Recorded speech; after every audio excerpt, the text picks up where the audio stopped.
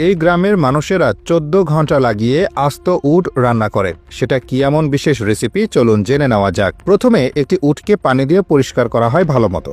পরিষ্কার করার সময়টায় আরেকদিকে মাটি খোঁড়া হয় চুলা বানানোর জন্য।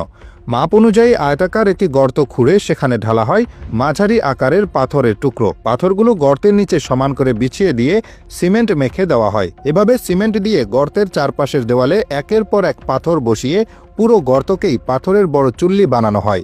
এরপর সেখানে ঢালা হয় খড়কুটো, কাঠ, গাছের গুঁড়ি। তারপর সেই চুলায় ধরিয়ে দেওয়া হয় আগুন। আবার আসি উটের দিকে। উটকে বড় টেবিলে রেখে পুরো শরীরে লবণ মাখিয়ে দেওয়া হয়।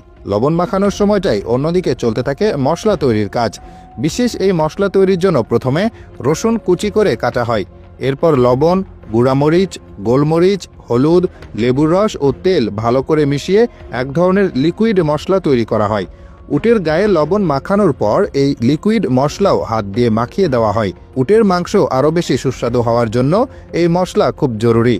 তাই শুধু বাইরে মাখানো নয়, মাংসের ভেতর মশলা পৌঁছে দেওয়ার জন্য সিরিঞ্জ দিয়ে এই মশলা মাংসের ভেতর ঢোকানো হয়।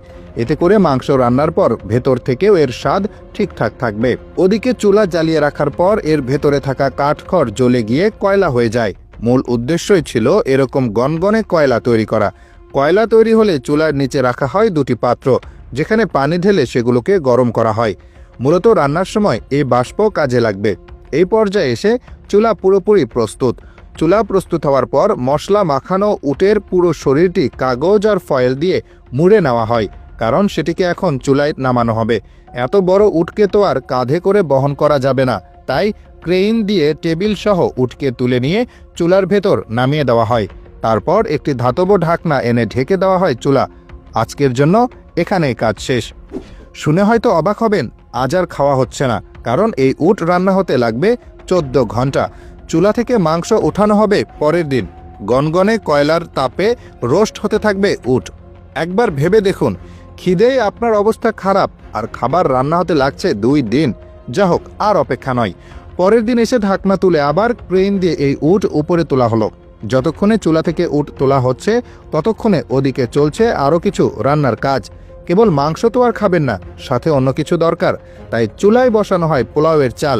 রান্না হয়ে গেলে তাতে মেশানো হয় গাজর, ক্যাপসিকাম, ধনেপাতা। এরপর ডিম, টক দই, ঘি মিশিয়ে বানানো হয় ফ্রাইড রাইস। এদিকে রান্নার কাজ শেষ হলে উটের গায়ে থাকা ফয়েল খুলে ফেলা হয়। 14 ঘন্টা ধরে রান্না হওয়া মাংসটিকে এ সময় দেখলে জিভে পানি চলে আসবে, কেননা ছোঁয়া মাত্রই যেন মাংস খুলে হাতে আসছে। এর নিচে থাকা ফ্যাট এতই নরম হয়েছে যে মুখে দিলেই মোমের মতো গলে যেতে